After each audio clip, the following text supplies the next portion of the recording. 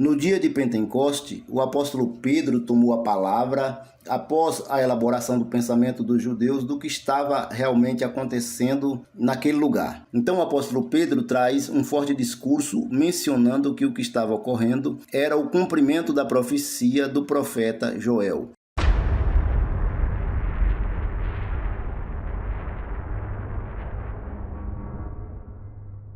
Este é o terceiro vídeo da série O Dia de Pentecoste. Quando Pedro elaborou a sua palavra e discursou para todos os judeus que ali estavam, eles perguntaram: o que é que devemos então fazer, varões e irmãos?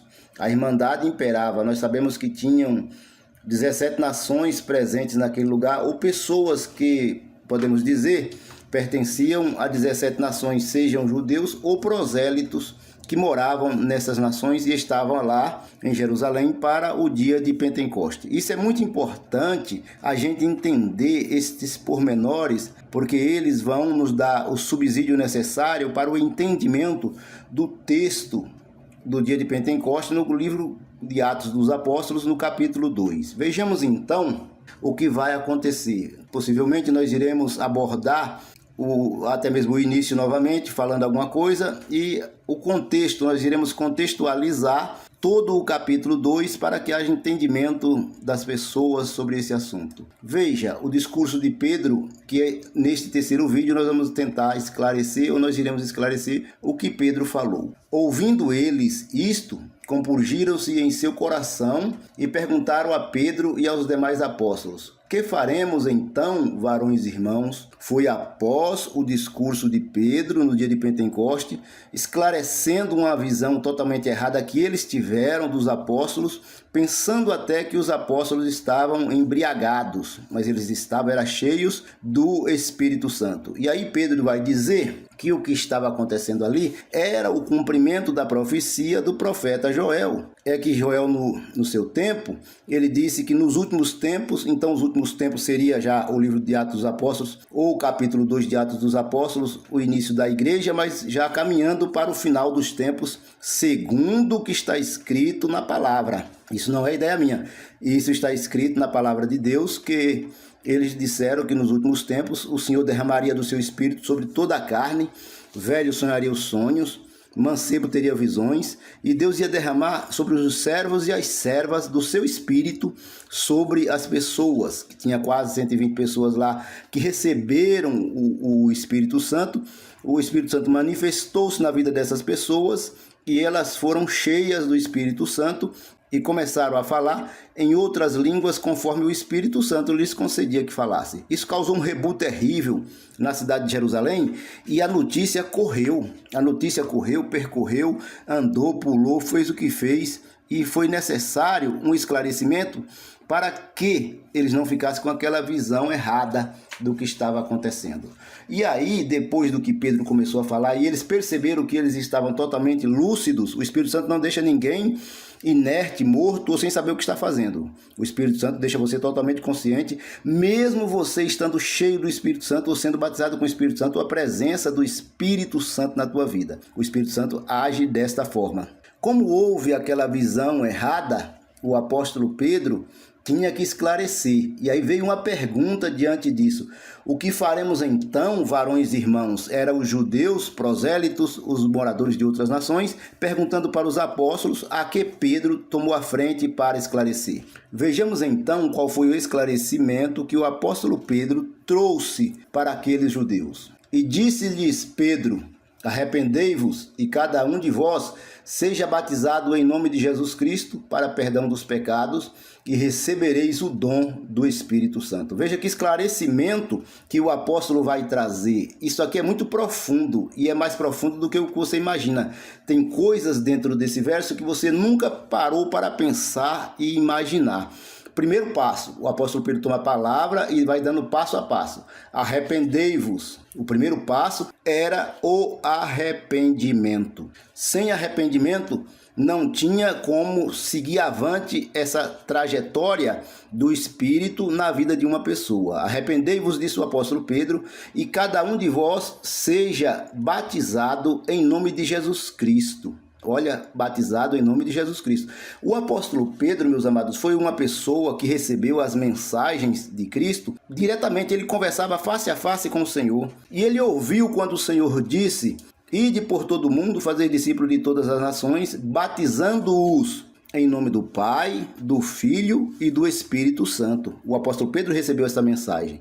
Só que, agora no capítulo 2 de Atos dos Apóstolos, parece que ele não entendeu bem a mensagem, ou é a geração atual que não quer entender. Nós, dessa nossa geração, não queremos entender o que o texto está dizendo. Cada um seja batizado em nome de Jesus Cristo para perdão dos pecados. Ele está cometendo um erro aí. O apóstolo Pedro está cometendo um erro. Ou os teólogos da nossa atualidade, que estamos vivendo, não entendemos ainda o que foi que Pedro quis dizer. Esta é a grande verdade, é a grande realidade. Doa quem doer, machuca quem machucar. Eu vou esclarecer isso aqui. Como é que Jesus manda os apóstolos batizar em nome do Pai, do Filho e do Espírito Santo, e vem o apóstolo Pedro agora e diz que é para batizar em nome de Jesus Cristo para perdão dos pecados? Ele não falou do Pai, do Filho e do Espírito Santo. Acho que as pessoas não entenderam ainda esse mistério e pretendemos revelá-lo aqui agora. Veja, o apóstolo Pedro entendeu bem a mensagem que Jesus falou. Jesus disse que é para batizar em nome do Pai. As pessoas não procuram saber qual é o nome do Pai. Qual é o nome do Pai? E batizar em nome do Filho. Qual é o nome do Filho? E do Espírito Santo. Qual é o nome do Espírito Santo? Acho que Pedro entendeu, mas a maioria dos nossos teólogos, e desculpa, eu não quero menosprezar a inteligência de ninguém, ainda não compreenderam esse mistério, porque aqui está dizendo que cada um seja batizado em nome de Jesus Cristo. Pedro seria um anátema se ele recebeu uma informação e transmite errado, e ele não transmitiu errado. Quando eu falo Jesus Cristo, eu já estou me referindo a Pai, Filho e Espírito Santo, não estou colocando Deus em divisão. Não estou fazendo isso. Mas quando eu falo Jesus Cristo, possivelmente eu já estou falando do Pai, do Filho e do Espírito Santo. E tem textos bíblicos que esclarecem isso. Como no diálogo do capítulo 14 de João, onde um apóstolo perguntou: mostra-nos o Pai e é o que nos basta. E aí Jesus disse: eu estou há tanto tempo convosco que vocês ainda não me conheceram. Quem vê a mim vê o Pai. Como diz tu, mostra-nos o Pai? Nesse mesmo contexto, ele diz: quando eu for, eu rogarei ao Pai e ele enviará outro Consolador. O mundo não pode receber esse outro Consolador, mas vocês receberão, porque ele habita convosco e estará em vós. São revelações profundas. Não faça divisão em Deus, porque em Deus não há divisão. Quando eu falo Jesus Cristo, eu já estou me referindo ao Pai, ao Filho e ao Espírito Santo. Eu não estou querendo contestar a doutrina trinitarista. Não estou querendo contestar nada disso. Só que é importante nós conhecermos que essa doutrina trinitarista é uma furada, é um erro. Por que é um erro? Eu não estou nem questionando se há 3 pessoas na divindade ou não estou questionando isso. Eu estou dizendo que a doutrina trinitarista é um erro, é uma furada. Por quê? Porque ela promove divisão. Ela diz que a trindade são 3 pessoas distintas. Como assim? Pessoas distintas? Se é distinto, é diferente. E em Deus não há diferença nenhuma. Quando eu me refiro ao Pai, ao Filho e ao Espírito Santo, eu estou me referindo a Jesus Cristo, nosso Senhor. E olha que eu não estou colocando nenhuma ideia de unitarismo aqui. Preste bastante atenção, porque eu não estou colocando ideia de unitarismo aqui. Não estou querendo contestar isso. Eu estou dizendo que onde está o Pai, está o Filho, está o Espírito Santo. Onde está o Filho, está o Pai e está o Espírito Santo. Onde está o Espírito Santo, está o Pai e o Filho. Em Deus não há divisão. Não faça divisão em Deus para justificar pensamentos equivocados. Então o apóstolo Pedro, ele entendeu bem essa palavra, é por isso que ele vem dizendo: cada um seja batizado em nome de Jesus Cristo para perdão dos pecados e recebereis o dom do Espírito Santo. Se você quiser contestar, pode contestar, deixa aí nos comentários que eu terei o maior prazer de vos responder. Então, o apóstolo Pedro já traz um esclarecimento para aqueles judeus que perguntaram o que é que eles deveriam fazer. E nós estamos abordando esse conteúdo. Eu sei que vai dar alguma polêmica aí, alguma coisa, mas esta é a verdade nua e crua. Doa quem doer e machuque quem machucar.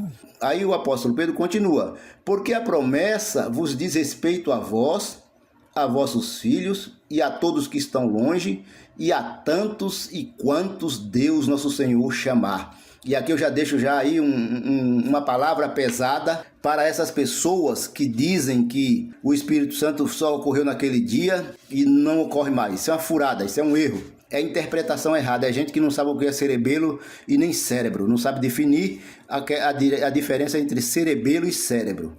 Pois bem, por quê? Porque essas pessoas que contestam isso dizem que era só para aqueles dias e não sei o que, não pode mais porque passou, tarará, caixa de fósforo e assim vai. Não, não era só para aqueles dias. Não limite o poder de Deus, não limite o poder de Jesus Cristo, não limite o poder do Espírito Santo, do Espírito de Deus que habita em vós, até mesmo sem você saber. Não limite o poder do Deus eterno, não limite. Veja que Pedro não limitou o batismo com o Espírito Santo e o poder de Deus e de Jesus Cristo. Ele não está fazendo divisão nenhuma. Por que ele não limitou? Veja de novo, eu vou ler bem compassado esse verso para que você entenda, e eu quero que você entenda, eu não estou desafiando a tua sabedoria. Não, não, de maneira nenhuma. Porque a promessa vos diz respeito a vós, pessoas que estavam presentes no dia de Pentecoste naquele lugar. Porque a promessa diz respeito a vós. Veja, é aqueles que estavam presentes naquele lugar. A vossos filhos são os descendentes daqueles que estavam lá. Aquela geração já tinha a promessa de receber o batismo, de ser cheio do Espírito, e agora os filhos deles que não estavam presentes, mas poderiam ou ter já nascido ou nascer, os descendentes daquela geração. A vossos filhos e a todos os que estão longe, pessoas de outra natureza, de outra religião. Eu não quero abordar a questão religião, mas é disso que ele está falando, de outro credo que um dia iriam conhecer Deus, conhecer o Espírito Santo e serem cheios e batizados com o Espírito Santo.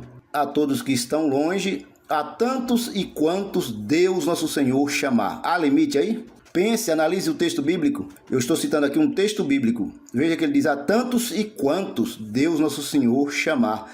Não tem limites para o poder de Deus. O poder de Deus é ilimitado. O alcance da promessa do Espírito Santo sendo derramado em outras gerações é ilimitado. Ele está além daquilo que nós pensamos e imaginamos. O Pai, o Filho e o Espírito Santo. E com muitas outras palavras, isto testificava e os exortava dizendo: salvai-vos desta geração perversa. Olha que coisa, o apóstolo Pedro está dizendo: salvai-vos desta geração perversa. Isto é muito importante a gente entender, a gente compreender as coisas. E hoje eu posso te dizer, cuidado com essa geração perversa. A geração perversa está aí, está aí. Os valores foram invertidos, os valores foram trocados. Tudo que é de bom foi deixado para trás para aderir a uma perversidade que é encabeçada até mesmo pelos governos federais das nações. Isto é uma realidade.